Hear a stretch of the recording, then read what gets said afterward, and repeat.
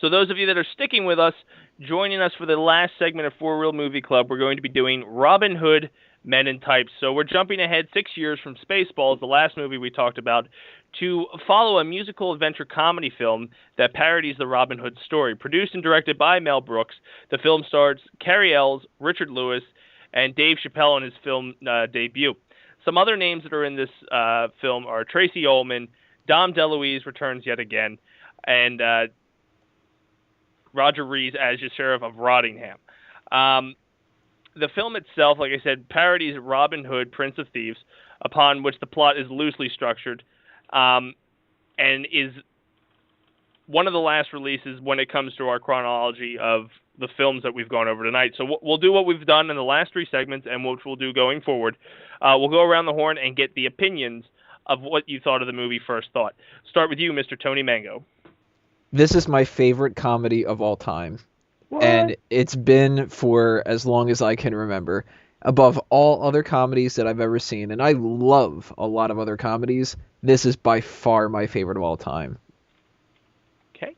Mr. Goss. I really couldn't stand Robin Hood, Prince of Thieves, but when this came out, I was like, all right, finally a decent, awesome Robin Hood movie. Okay. And it was by Mel Brooks. Mr. Burhan. Laughed my arse off. I agree with Tony. It's one of my faves too. It just took the whole Robin Hood thing and the whole like parody genre to another level. It was done right. It was done very tastefully. And you know what? It really took the god-awful Robin Hood, Prince of Thieves, which I saw as a kid in the cinema and felt dirty afterwards, and turned it on its head. And lastly, Mr. Paden. I love the story of Robin Hood. I love almost every single incarnation of Robin Hood I've ever seen. Not so much Robin Hood, Prince of Thieves, but the Disney version, the original one from the 30s. I even like the Russell Crowe version. I'll go ahead and say that. I enjoyed that one. Poor man. But for a comedy to be applied to that, I thought that was really unique, and I liked a lot that went down in it. We'll talk about the casting, so I won't nail that one now. But one thing I realized while rewatching this now, and I guess I didn't notice it then because it was current, a lot of in-jokes, a lot of references to current events and things that were cool at the time. And I think that hurts the movie. Watching it back now, those things were not as funny as I'm sure they were when I was watching it in 1996 or whatever it was. The whole Kevin from Home Alone doing the thing while slapping his face. That means nothing now. Like we said, casting when it comes to Robin Hood Men in Tights, it has a lot of big names. Dave Chappelle in one of his breakout roles, and also Patrick Stewart, who played King Richard. So what we'll do is we'll dive right in and start talking about casting. And we'll start with you, Mr. Goss. What did you feel about the casting? And before we get into the opinion, I just want to run down some of the cast. Cary Ells played Robin Hood. Richard Lewis played Prince John. Roger Rees, the Sheriff of Rottingham. Amy Aspic as Maid Marian of Bagel. And Dave Chappelle as a Chew. And like I said, Patrick Stewart as King Richard. Tracy Ullman as Latrine the Witch. And Isaac Hayes as Asneez. So we'll start with you, Mr. Goss. What were your feelings on the cast when it comes to Robin Hood Men in Tights? Oh, God. A very eclectic cast, that's for sure. And once again, you had a very serious actor playing a comedic role, which is pretty nice. Cary Ells, which all of us remember from The Princess Bride, turned in a great performance there. And then later he was in the first Saw movie, and I think in the last one as well, I think. Yeah. But yeah, awesome movie. I love it. Great cast. Once again, he had another movie where he had Dom DeLuise in the film. You were saying you were doing it in Chinese, weren't you? Hey, what? Weave. You're doing it in Chinese. Oh yeah, I was. Anyway, got him in there, and to tell you the truth, that was the very first time I ever saw Amy Aspic. I did not know who she was until that movie came out, and I think it was around that time I was really starting to fall in love with redheads. Okay. But anyways, no, seriously, I think they did a pretty good job of casting all these really great actors and comedians. Okay, Mr. Paden, thoughts on casting? Fantastic. Cary Elwes is perfect in the fantasy role. I always just because of how perfect he is in this and how perfect he is in Princess Bride, I always just mash these movies into like they're one continuous movie to me. Because they both have that fantasy / comedy influence on them, even though they're completely different stories, really. But Dave Chappelle was excellent seeing him in this, especially when it's such a young Dave Chappelle. The fellow who plays Blinken, the fellow who plays Lil Jon, all perfect in their roles. The guy who plays the sheriff of Rottingham is absolutely hilarious. Prince John, total coward.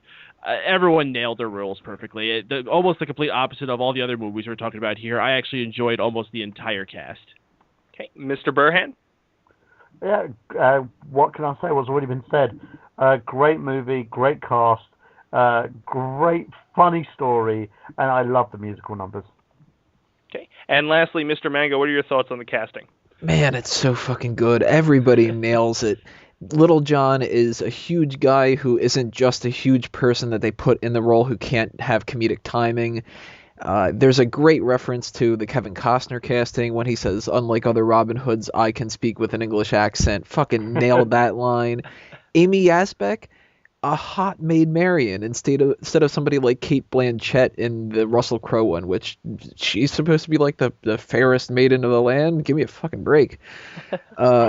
Blinken, Achu, everyone, even what was it, Isaac Hayes plays the Sneeze, a reference to the Morgan Freeman character in Prince of Thieves. Just everything is amazing about this movie. It's so good. The casting is perfect. One other thing that we'd like to talk about when it comes to this film is the reception. As you can see, it's getting mostly positive, well, actually all positive reviews when it comes to the panel that we have on tonight. But surprisingly, Rotten Tomatoes gave it a 48% overall rating, yet there's such a huge cult following behind it. Now, why do you think when it comes to the film world that it gets such negative reviews, and then when it comes to people who actually pay for the film, it gets such great reviews? And we'll start with you, Mr. Burhan. What are your thoughts on this? Did Rotten Tomatoes rate Prince of Thieves at a high? I can look that up right now. You should do that, and if they did, then they know nothing. It's again, it's satire. I think it's depending on your audience, really. You can get people. I tend to find that a lot of moviegoers are very honest in their approach, but there are certain tastes that people like. Reviewers tend to go one way than another. If there's a standout actor that's going to get an Oscar at some point, they'll basically praise the film to high heaven, Russell Crowe. And if they basically look at a film that it has no relevance in terms to their own spectrum, they'll then rip it to shreds. It depends on the film schools, depends how you rate things, and it depends on what kind of critic you are. You could be a Jay Sherman saying that everything stinks. You could basically go for the whole Siskel and Ebert approach where one person likes it, one person doesn't. It's totally different in terms of taste and flavor in a sense. Okay. And just to touch back on the point that you said, Prince of Thieves scored a 59% on Rotten Tomatoes, and Men in Tights had 48%. Prince of Thieves was done with a total American accent for everyone. Nearly everyone. So again, that shows how much they know.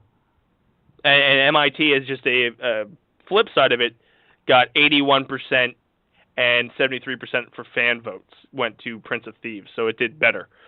But sitting on that, the critics versus the fan base, Mr. Paden, what are your thoughts on why they're so different and why it would be a turnoff to a lot of critics? I think some people just don't get it, especially older people. I just don't think they get this kind of comedy. Like I say, they're more of a fans of the classic. You set up a joke and you deliver, and these aren't those kind of jokes. They're quick one-liners. They're parodies of things that you have to know exist to get. So I think that's why there's a lot of negative reaction to the film, or anything Mel Brooks does for that matter. Mr. Goss? I don't know, just when it comes to me when I watch movies, I really could care less what the critics think. For me, it's like, I can just see for myself if it's going to be good or if it's going to be rubbish. So, I don't know, I really could care less what the critics think. Okay, and lastly, Mr. Mango, what are your thoughts of why the critics are so harsh compared to the fans that love it? I really don't have a clue why. I can't see why they can look at some of these other movies that come out around the same time period or before or after it that don't have anywhere near as much solid writing behind it for the jokes and think that they're funnier and then say this is terrible. I have no idea why, but fuck them. This movie's awesome. Just to give you some facts about the film, the average runtime is 104 minutes. The budget was $20 million, and domestically it brought in $35 million. The studio that released it was Gaumont and Brooks Films, distributed by 20th Century Fox, and was released July 28th of 1993. So I was alive for this one.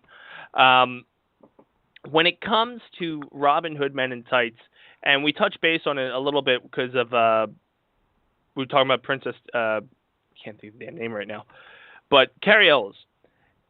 He seems to fit this role very perfectly, and I want to touch more base and get your opinions and thoughts on his performance as Robin Hood. And we'll go around. We'll start with you this time, Mr. Paden. What did you think of as him as Robin Hood? Oh, he nailed it. He was stoic. He was joyful. He was funny. He was serious when he needed to be. Same performance he did with the Princess Bride. He had so many different aspects that you need to be to play the hero role. I think he's one of the best people who have ever played the hero rescuing the damsel in distress role. Okay. Mr. Burhan? Agreed with everything that Paden said. He's basically very versatile, can actually do a bit of comedy, a bit of improv, and also can basically play towards the strengths of the role when needed. So it worked really well on all levels there. Okay. And Mr. Goss, when it comes to Cary Elwes playing as Robin Hood, what are your opinions? I mean, like I said, Princess's Bride, he did fantastic in that, and to translate over to this, what are your thoughts? I think he just did a fantastic job. He was serious when he needed to be serious. He was hilarious when he was supposed to be funny. He just turned it into a solid performance. Period. Okay. And lastly, Mr. Mango, what are your thoughts on our Robin Hood in Men in Tights? You know what? Cary Elwes in this film is pretty much the go-to Robin Hood for me. As a kid, before I had watched this movie, my go-to Robin Hood was that fox in the animated version. So this was a step up. He's always the Robin Hood I picture when people say it. Okay. It's an interesting to know, when we did the facts before we went into talking about Cary Elwes, is that Robin Hood Men in Tights was unfortunately not one of Brooks' best-grossing films. The film debuted at number 6 at the North American box office, only bringing in $6 million, but the film went on to, like I said, domestically take in $35. For being such a great film and cult classic, and sometimes this happens, you look at films like Clerks, they don't really take off until they hit DVD or they hit the market to where you can watch it at home. Why do you think, after having a track record with his previous films, this one didn't grab audiences and put their butts in seats? We'll start with you, Mr. Goss. I don't know. That's a good question. I don't know if the studio wasn't really heavily promoting it. That could be the case. But then again, I was seeing advertisements on TV for it. I don't know. That's a kind of tough question because I really, really love this movie. I don't know. I really don't have an answer for that. Mr. Paden, any thoughts on why this could have occurred? Oh, what year did this come out again? 93. I think I know why. 1993 is widely considered to be the single greatest year in film cinema of all time. And I'm not going to go into the specifics of that, but if you just look at all the movies that were made that year, just a fantastic list. And it's going to be, you're hard-pressed to find the year. I think the other one that only came into contention was 1937 or something like that, the year that Gone with the Wind or something came out. So I think it might have had a lot of other competition, and a silly comedy movie is probably not going to have a lot of chance if it's anywhere near, say, Jurassic Park. It's not going to stand a chance at all. And I just imagine a studio not putting a lot of money into a movie like this coming out. It probably just got the most basic of posters and other advertisements. And this was probably just a movie that enough people saw in theaters were like, hey, you should go pick this up at Blockbuster. And then people started renting it, and then people started buying the VHS, and that's how it got popular. It makes sense. Mm-hmm. Mr. Burhan. Again, it was one of those movies where it didn't catch popularity in the cinema, but it wasn't part of that whole sort of trend of parodies that came out and were released in cinemas again and again and again And again, you know what type of movies I'm talking about, the scary movie culture. Anyone. This time that wasn't the kind of focal point. People never went into cinema to actually see these types of movies. They were more going in to watch the more sort of serious roles, the more dramatic roles. Prince of Thieves. Ugh. I can see the reason why it went over a lot of people's heads. Okay, and lastly, Mr. Mango, why do you think they didn't put butts in seats when it came to the cinema release? I'll give you a bunch of reasons really quick. Schindler's List, Jurassic Park, What's Eating Gilbert Grape, Sandlot, Tombstone, Teenage Mutant Ninja Turtles 3, Last Action Hero, Groundhog Day, Mrs. Doubtfire, Philadelphia, Nightmare Before Christmas, Super Mario Brothers. They couldn't stand a chance in this, and it's a shame. Yeah, they couldn't stand a chance against Super Mario Brothers. Oh, God, that hurts. Yeah, that movie was one drunken night after another. Wait. Let's just talk about that for just 1 second, all right? Looking back on it, it's easy to laugh at it, but I remember when that movie comes out, the hype that was going for it was huge. There was trading cards before the movie was even in theaters. Everybody around our age needed to see that movie. And, I mean, we could keep going on and on. Paden nailed it when he said that it's just in this big time... I guess you could say a black hole where all these other huge movies come out and just suck all the money away from it. And it's really a shame. I mean, some of these movies were pretty bad. I can't give too much credit to Beethoven's Second or Coneheads or... Particularly acclaimed movie, Mango. I'm a huge fan of some of these movies too, like even RoboCop. I loved the RoboCop movies as a kid, but RoboCop 3, god-awful. And even something like Cool Runnings. I mean, these movies... are these huge movies for people around our age. And whether it's a Sister Act 2 or The Fugitive, there's just so many movies that came out in 93, and it just took away from it. Okay, one of the last things we're going to go through a round of the table. Like we have in all our other segments, what did you take away? What was the funniest moment? We'll start with you, Mr. Mango, since for some reason I just keep putting you last. What is your favorite moments or takeaways when it comes to Robin Hood Men in Tights? I could go on forever and ever. I'm going to try to be really quick about this and mention as many as possible. I actually do like some of the references that Paden had mentioned earlier that are kind of dated. The Rodney King reference, where he just says, "I hope someone's getting a video of this." I love the subtlety to that, and I didn't get that at all when I was a kid. And I love rewatching this over the years to be able to get those kind of jokes. I love the references to the older movies too. The Hangman from Blazing Saddles pops up. There's the great line in the movie where Chew says, they would go, "Oh, a black sheriff," and he says, "Why not? Worked in Blazing Saddles." Great line. Igor and the Hump, and not knowing that, Prince John doesn't know he's got the mole. I did the talent show for my high school, and Dace knows this because he was a part of the same thing, and we did Men in Tights, the theme song, so that's another great one. Blinken, the character in general, something like Dirty Ezio and Filthy Luca. "I will take these cotton balls from you with my hand and put them in my pocket." It's such an awkward line, and Dom DeLuise just looking at him going like, okay.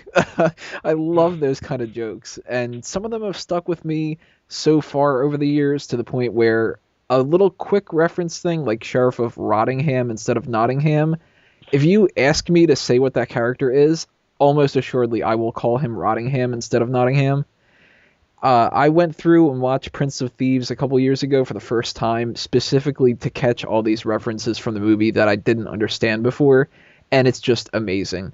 One other one that I can mention real fast is the Little John Bridge scene is fucking phenomenal. That is so fucking good.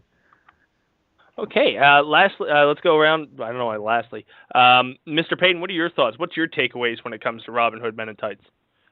One line that I repeat almost on a daily basis, and it's actually like a great life philosophy to go by, and it comes from that very scene that Tony just finished off talking about with Lil Jon and the bridge. A toll is a toll, and a roll is a roll. And if we don't get no tolls, then we don't eat no rolls. I made that up. Mr. Burhan, what's your takeaway? What moments resonate with you when it comes to Robin Hood Men in Tights?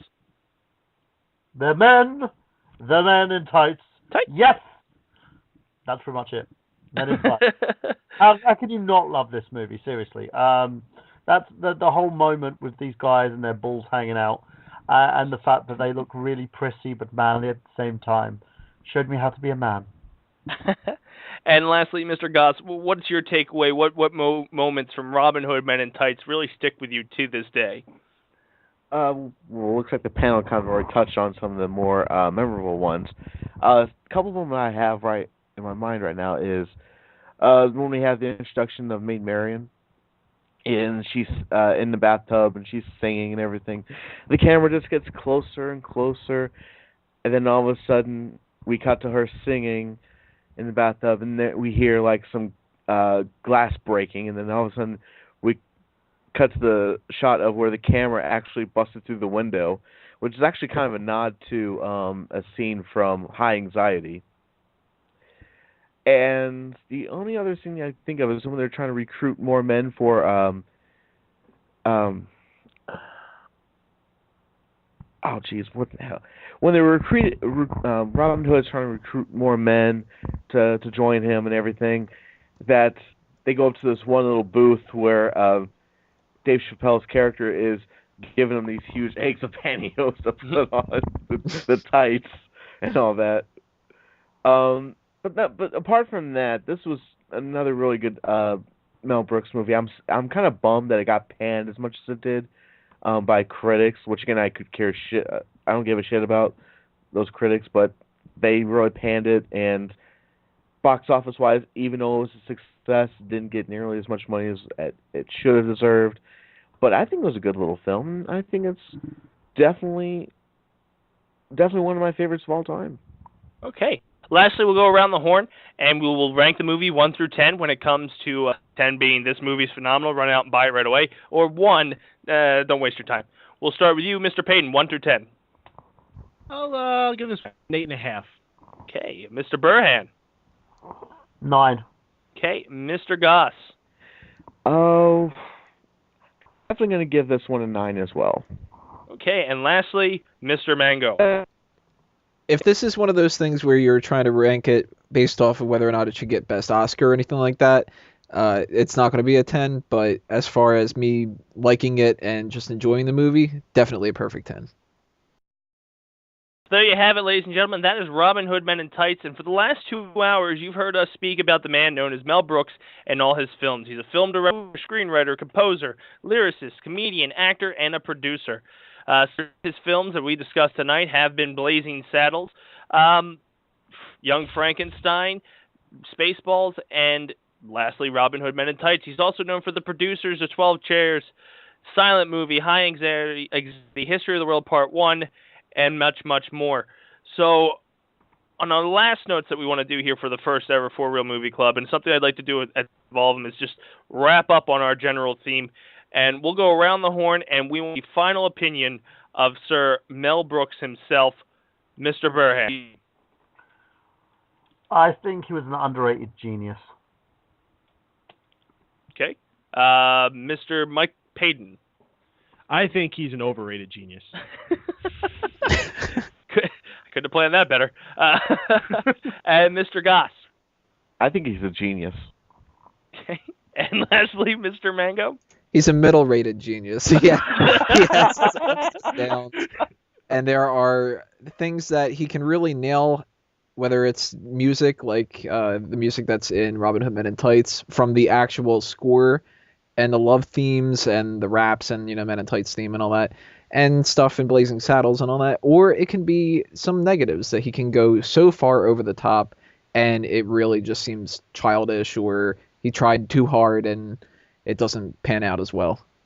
But there's one thing I would like to say about Mel Brooks that I think can sum up the biggest positive of him. It's one quote that I've always really liked from him.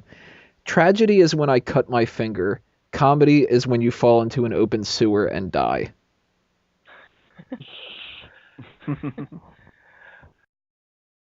Ladies and gentlemen, the first For Real Movie Club is in the books, or in this case, on the screen. So what I need you guys to do is make sure you tune in 1 month away from today, and we'll be discussing our next group of roundtable and panelists about the next category of films. We're going to go around the horn right now, and we're going to talk to our guests and see what they've got going on. We'll start with you, Mr. Goss. Okay, I got a whole list here. I'll try and make it as quick as possible. On Wednesday nights here on Mega Powers Radio, I am on the Chris Dace Show with our host of hosts, Chris Dace, and that's 8 p.m. Eastern, 7 p.m. Central. And I have other great shows that I'm a part of, like Thursday nights here on Fanboys, well, it could be on fanboysanonymous.com. I need to post the article. On the Blog Talk Radio, I have a show called The On Radio Show, which is a take on those morning zoo radio programs. And as if the FCC has no control over it, it's a free-for-all, but it's a lot of fun. Go check it out. Thursdays, 8 p.m. Eastern, 7 p.m. Central.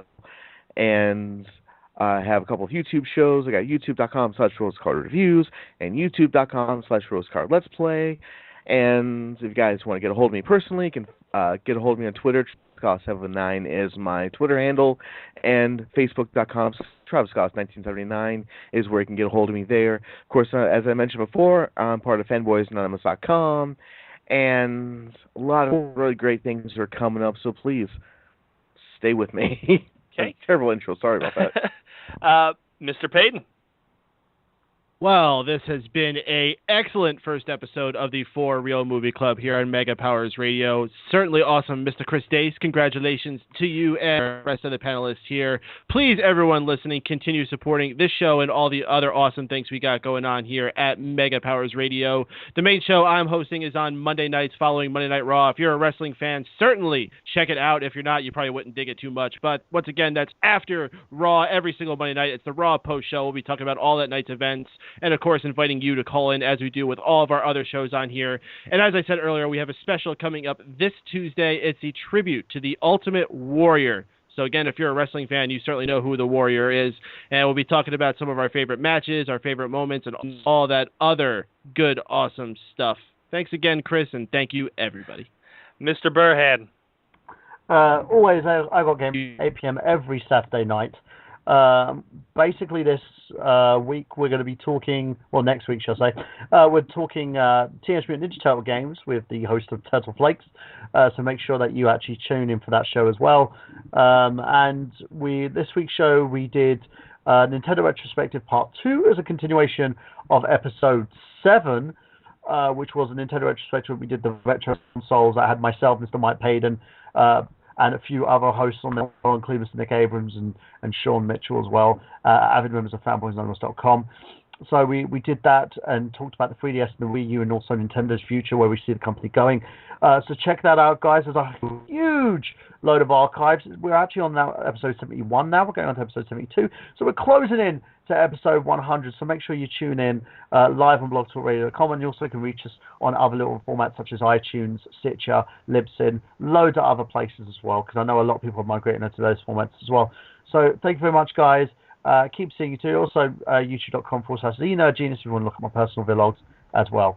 Okay. And lastly, Mr. Mango. So much going under a mango tree. If you like the wrestling stuff mentioned earlier, go to smarkoutmoment.com and subscribe to youtube.com/smarkoutmoment for the podcast Smack Talk.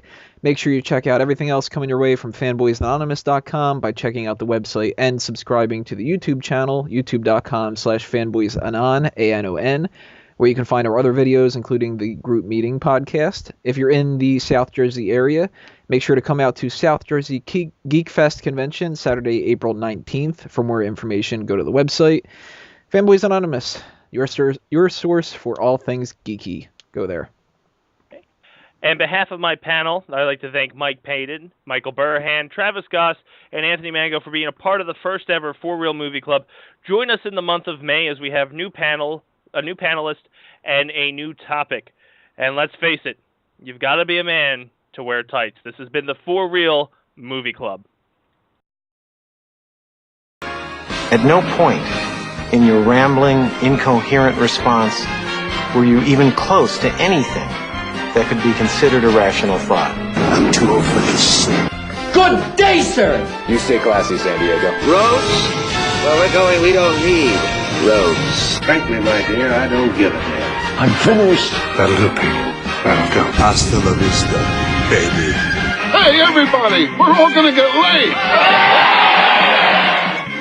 You're still here? It's over. Go home.